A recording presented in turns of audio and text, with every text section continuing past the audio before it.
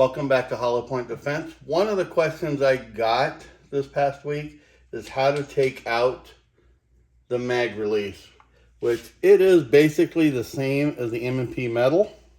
So here's what you're going to do. Get you a very small screwdriver. This is my Vortex screwdriver.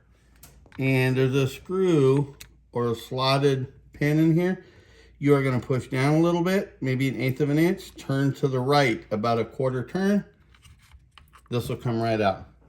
One of the important things to do is make sure this piece right here looks just like that. If it doesn't, as in sitting like that, it won't go back in. I'll see if I can replicate the problem. So if you put it in there and everything goes perfect, you can just press down about 1/8 of an inch, turn to the left, and there you go. But here's some of the problems I have seen. Let's just push it back in there. Take it back out. I'm trying to replicate the problem.